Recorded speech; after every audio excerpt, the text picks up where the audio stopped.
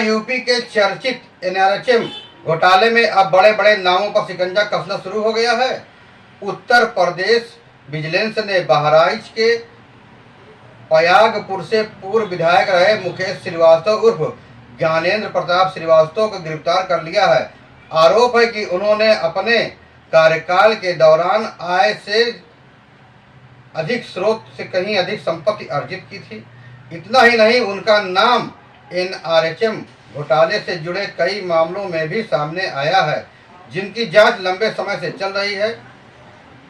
लखनऊ के babe mall के पास हुई इस गिरफ्तारी के बाद प्रदेश की राजनीति में हड़कंप मच गया है। आखिर क्या है आरोप, कितनी संपत्ति जांच के दायरे में है और एनआरएचएम घोटाले से इन गिरफ्तारी का क्या वास्ता है, क्या संबंध है, इस रिपोर्ट में हम आपको बताएंगे पूरी कहानी, जांच की अंदरूनी जानकारी और विजिलेंस की अब तक की सबसे बड़ी कार्रवाई। बने रहिए हमारे साथ। उत्तर प्रदेश की राजनीति से जुड़ी एक बड़ी खबर सामने आई है।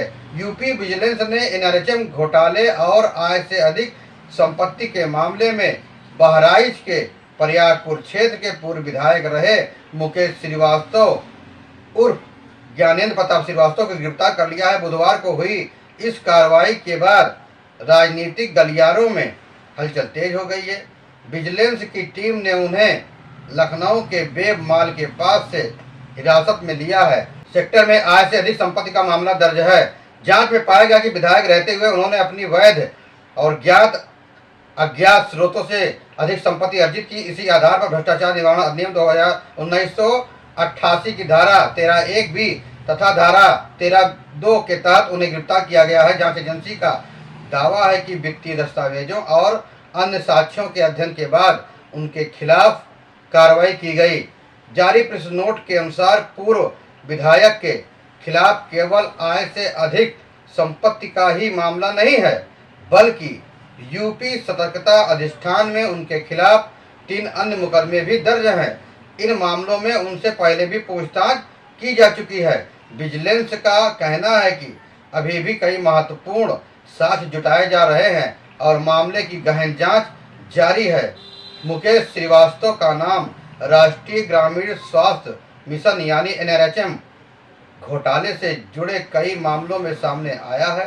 श्रावस्ती जिले में एनआरएचएम योजनाओं के संचालन के दौरान बड़े पैमाने पर अनियमितताओं और वित्तीय गड़बड़ियों के आरोप लगाए गए थे।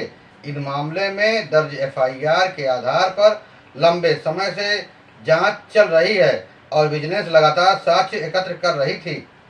इसके अलावा बलरामपुर जिले में वित्तीय वर्ष 2017-18 से 21-22 के बीच एनआरएचएम योजनाओं में कथित भ्रष्टाचार और वित्तीय अनियमितताओं के आरोपों को लेकर भी मामला दर्ज किया गया था। वहीं गोंडा जिले में भी एनआरएचएम घोटाले से जुड़े मामले में पूर्व विधायक और अन्य लोगों के खिलाफ केस दर्ज है। ये सभी मामले अलग अलग समय पर दर्ज हुए और कई वर्षों से जांच के दायरे में हैं। सूत्रों के मुताबिक विजिलेंस की जांच में कई ऐसे तथ्य सामने आए जिनके आधार पर पूर्व विधायक के खिलाफ कार्रवाई को आगे बढ़ाया गया।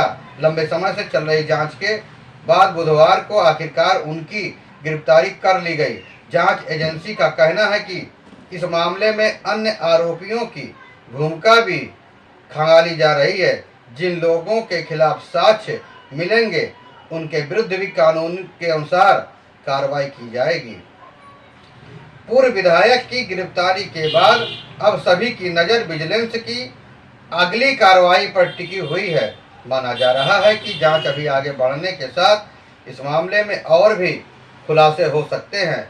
एनआरएचएम घोटाले से जुड़े विभिन्न मामलों में चल रही जांच प्रदेश की राजनीति और प्रशासनिक व्यवस्था दोनों के लिए महत्वपूर्ण मानी जा रही है। विजिलेंस ने स्पष्ट किया कि जांच निष्पक्ष तरीके से जारी रहेगी और सामने आने वाले तथ्यों के आधार पर आगे की कार्रवाई जारी रहेगी। अब सबसे बड़ा सवाल यह है कि क्या इस मामले में और भी बड़े नाम सामने आएंगे? क्या एनआरएचएम घोटाले से जुड़े अन्य आरोपियों पर भी कार्रवाई होगी? और क्या वर्षों से चल रही इस जांच में नए खुलासे देखने को मिलेंगे? इन सभी सवालों के जवाब आने वाले दिनों में जांच की प्रगति के साथ सामने आएंगे।